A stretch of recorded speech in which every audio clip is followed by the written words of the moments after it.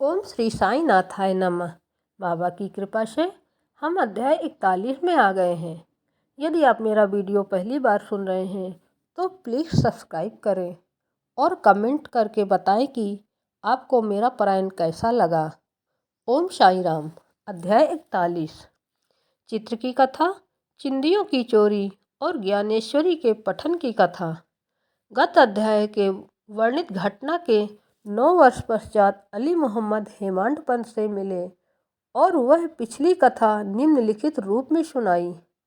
एक दिन बम्बई में घूमते फिरते मैंने एक दुकानदार से बाबा का चित्र खरीदा, उसे फ्रेम कराया, अपने घर मध्य बम्बई की बस्ती में लाकर दीवार पर लगा दिया। मुझे बाबा से स्वाभाविक प्रेम था, इसलिए मैं प्रतिदिन उनका श्री दर्शन किया करता था। जब मैंने आपको हेमांड पंत को यह चित्र भेंट किया, उसके 3 माह पूर्व मेरे पैर में सूजन आने के कारण शल्य चिकित्सा भी हुई थी। मैं अपने साले नूर मोहम्मद के यहाँ पड़ा हुआ था। खुद मेरे घर पर 3 माह से ताला लगा था और उस समय वहाँ पर कोई ना था। केवल प्रसिद्ध बाबा अब्दुल रहमान, मौलाना साहब मोहम्मद हुसैन, साईं बाबा, ताजुद्दीन बाबा और अन्य संत चित्रों के रूप में ही वहाँ विराजमान थे, परंतु कालचक्र ने उन्हें भी न छोड़ा। मैं वहाँ बम्बई बीमार पड़ा हुआ था, तो फिर मेरे घर में उन लोगों फोटो को कष्ट क्यों हो। ऐसा समझ में आता है कि वे भी आवागमन, जन्म और मृत्यु के चक्कर से मुक्त नहीं हैं। अन्य चित्रों की गति तो उनके भाग्यानुसार ही हुई, परंतु केवल श्री साईं बाबा का ही चित्र कैसे बच निकला, इसका रहस्योद्घाटन अभी तक कोई नहीं कर सका है। इसलिए इससे श्री साईं बाबा की सर्वव्यापकता और उनकी असीम शक्ति का पता चलता है। कुछ वर्ष पूर्व मुझे मोहम्मद हुसैन थारिया टोपड़ के संत बाबा अब्दुल रहमान का चित्र प्राप्त हुआ था, जिसे मैंने अपने साले नूर मोहम्मद पीर भाई को दे दिया, जो गत 8 वर्षों से उसकी मेज पर पड़ा हुआ था। एक दिन उसकी दृष्टि इस चित्र पर पड़ी, तब उसने उसे फोटोग्राफर के पास ले जाकर उसकी बड़ी फोटो बनवाई और उसकी कापियां अपने कई रिश्तेदारों और मित्रों में वितरित की। उनमें से एक प्रति मुझे भी मिली थी, जिसे मैंने अपने घर की दीवार पर लगा रखा था। तभी नूर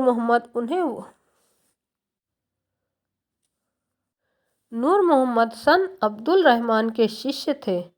जब संत अब्दुल रहमान साहब का आम दरबार लगा हुआ था, तभी नूर मोहम्मद उन्हें वह फोटो भेंट करने हेतु उनके समक्ष उपस्थित हुए। फोटो को देखते ही वे अति क्रोधित हो नूर मोहम्मद को मारने दौड़े तथा उन्हें बाहर निकाल दिया। तब उन्हें बड़ा दुख और निराशा हुई। फिर उन्हें विचार आया कि मैंने इतना रुपया व्यर्थ ही खर्च किया, जिसका परिणाम अपने गुरु के क्रोध और अप्रसन्नता का कारण बना। उनके गुरु मूर्ति पूजा के विरोधी थे, इसीलिए वे हाथ में फोटो लेकर अपोलो बंदर पहुँचे और एक नाव किराए पर लेकर बीच समुद्र में वह फोटो विसर्जित कराए। नूर मोहम्मद ने अपने सब मित्रों संबंधियों से भी प्रार्थना कर सब फोटो वापस बुला लिए। कुल 6 फोटो थे और एक मछुए के हाथ से बांद्रा के निकट समुद्र में विसर्जित करा दिए। इस समय मैं अपने साले के घर पर ही था। तब नूर मोहम्मद ने मुझसे कहा कि यदि तुम संतों के सब चित्रों को समुद्र में विसर्जित करा दोगे तो तुम शीघ्र ही स्वस्थ हो जाओगे।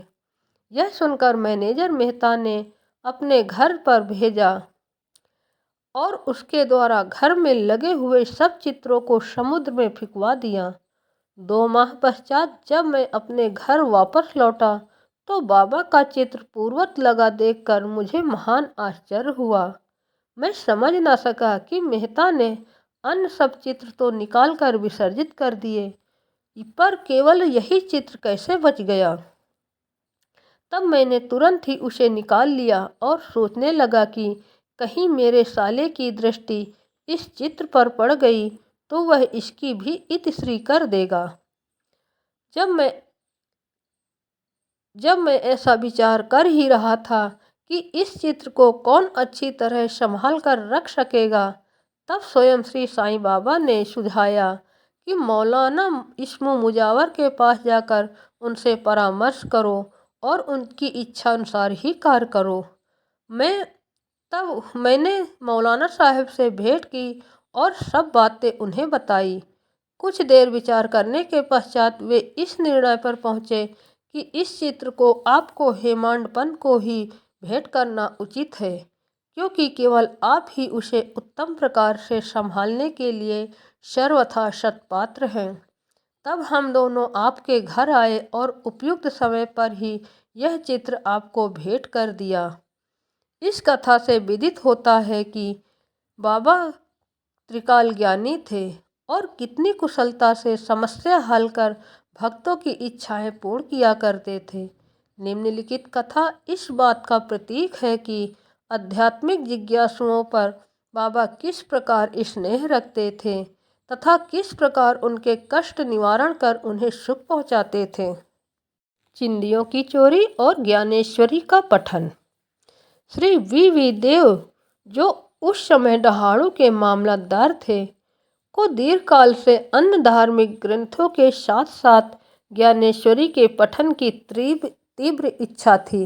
ज्ञानेश्वरी भगवद गीता पर श्री ज्ञानेश्वर महाराज द्वारा रचित मराठी टीका है। वे भगवद गीता का एक अध्याय का नित्य पाठ करते तथा थोड़ा बहुत अन्य ग्रंथों का भी अध्ययन करते थे, परंतु जब भी वे ज्ञानेश्वरी का पाठ प्रारंभ करते तो उनके सामने अनेक बाधाएं उपस्थित हो जाती, जिससे वे पाठ करने से सर्वथा वंचित रह जाया करते थे।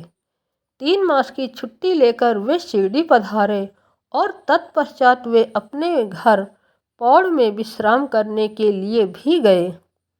अन्य ग्रंथ तो वे पढ़ा ही करते थे, परंतु जब ज्ञानेश्वरी का पाठ प्रारंभ करते तो नाना प्रकार के कलुषित विचार उन्हें इस प्रकार घेर लेते कि लाचार होकर उसका पठन स्थगित करना पड़ता था।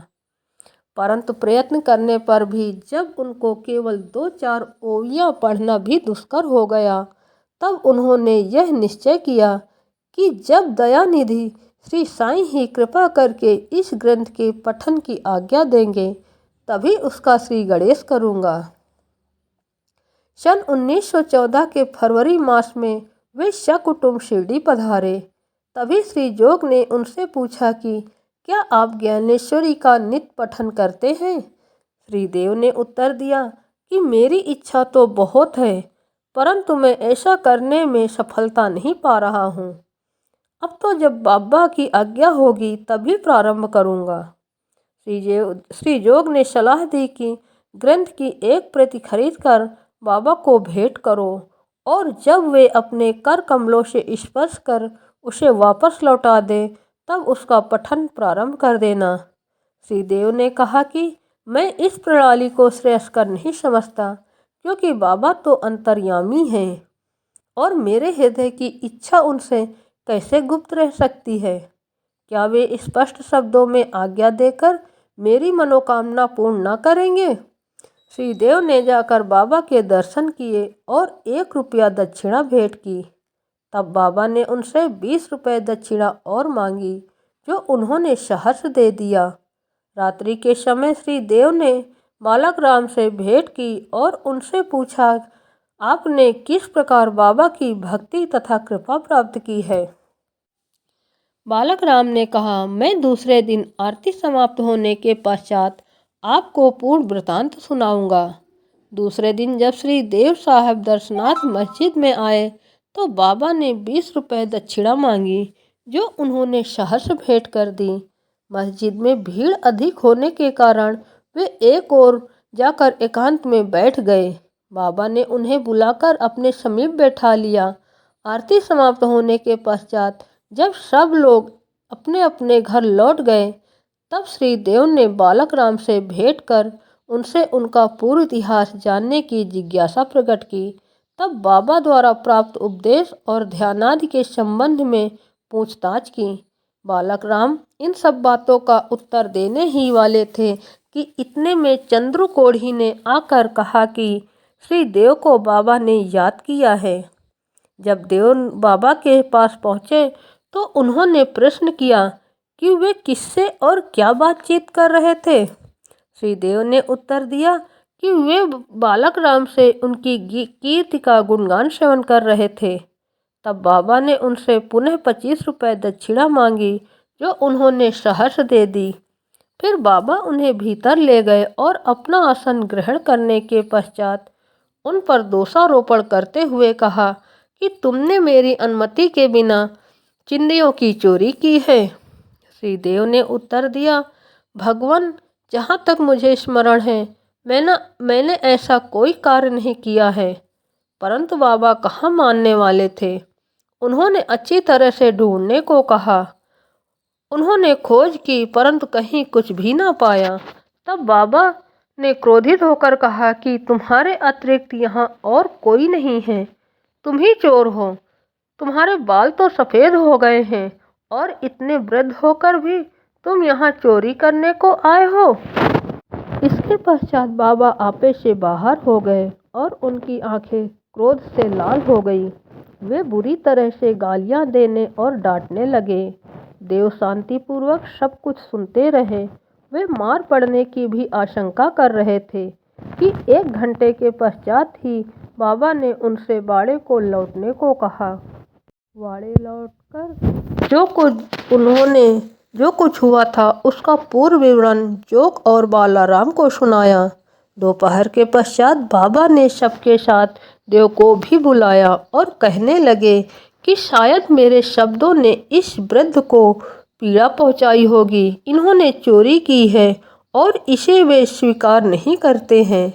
उन्होंने देव से पुनः 12 रुपये दक्षिणा मांगी, जो उन्होंने एकत्र करते हुए सहर्ष भेंट करते हुए उन्हें नमस्कार किया। तब बाबा देव से कहने लगे कि तुम आजकल क्या कर रहे हो।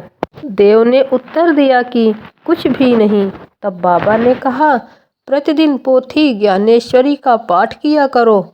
जाओ बाड़े में बैठकर क्रमशः नित्य पाठ करो और जो कुछ भी तुम पढ़ो उसका अर्थ दूसरों को प्रेम और भक्ति पूर्वक समझाओ।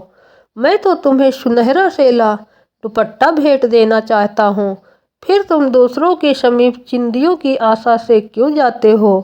क्या तुम्हें यह शोभा देता है। पोथी पढ़ने की आज्ञा प्राप्त करके देव अति प्रसन्न हुए। उन्होंने सोचा कि मुझे इच्छित वस्तु की प्राप्ति हो गई है और अब मैं आनंदपूर्वक पोथी ज्ञानेश्वरी पढ़ सकूंगा। उन्होंने पुनः साष्टांग नमस्कार किया और कहा कि हे प्रभु, मैं आपकी शरण हूँ, आपका अबोध शिशु हूँ, मुझे पाठ में सहायता कीजिए। अब उन्हें चिंदियों की अर्थ स्पष्टता विदित हो गया था। उन्होंने बालक राम से जो कुछ पूछा था वह चिंदी स्वरूप था। इन विषयों में बाबा को इस प्रकार का कार्य रुचिकर नहीं था, क्योंकि वे स्वयं प्रत्येक शंका का समाधान करने को सदैव तैयार रहते थे।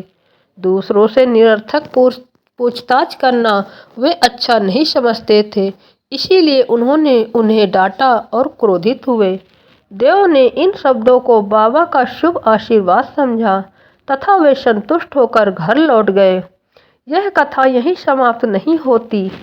अनुमति देने के पश्चात भी बाबा शांत नहीं बैठे तथा 1 वर्ष के पश्चात ही वे श्री देव के समीप गए और उनसे प्रगति के विषय में पूछताछ की। 2 अप्रैल सन 1914 गुरुवार को सुबह बाबा ने स्वप्न में देव से पूछा कि क्या तुम्हें पोथी समझ में आई। जब देव ने स्वीकारात्मक उत्तर न दिया तो बाबा बोले कि अब तुम कब समझोगे। देव की आंखों से टप टप करके अश्रुपात होने लगा और वे रोते हुए बोले कि मैं निश्चय पूर्वक कह रहा हूँ कि हे भगवान, जब तक आपकी कृपा रूपी मेघ वृष्टि नहीं होती तब तक उसका अर्थ समझना मेरे लिए संभव नहीं है और यह पठन तो भार स्वरूप ही है। तब वे बोले कि मेरे सामने मुझे पढ़कर सुनाओ, तुम पढ़ने में अधिक शीघ्रता किया करते हो। फिर पूछने पर उन्होंने अध्यात्म विषयक अंश पढ़ने को कहा। देव पोथी लाने गए और जब उन्होंने नेत्र खोले तो उनकी निंद्रा भंग हो गई थी। अब पाठक स्वयं ही इस बात का अनुमान कर ले कि देव को इस स्वप्न के पश्चात कितना आनंद प्राप्त हुआ होगा। श्री देव अभी सन 1944 जीवित हैं और मुझे गत 4-5 वर्षों के पूर्व उनसे भेंट करने का सौभाग्य प्राप्त हुआ था। जहाँ तक मुझे पता चला है वह यही है कि वे अभी भी ज्ञानेश्वरी का पाठ किया करते हैं। उनका ज्ञान अगाध और पूर्ण है, यह उनके साईं लीला के लेख से स्पष्ट प्रतीत होता है। तारीख 19/10/1944। श्री सद्गुरु साईनाथार्पणमस्तु। शुभम भवतु। ओम श्री साई यशकाय शिरडी निवासने नमः। बोलो अनंत कोटि ब्रह्मांड नायक राजाधिराज योगी राज पर ब्रह्मा श्री सच्चिदानंद सद्गुरु साईनाथ महाराज की जय। बाबा साईं सबकी भली करे।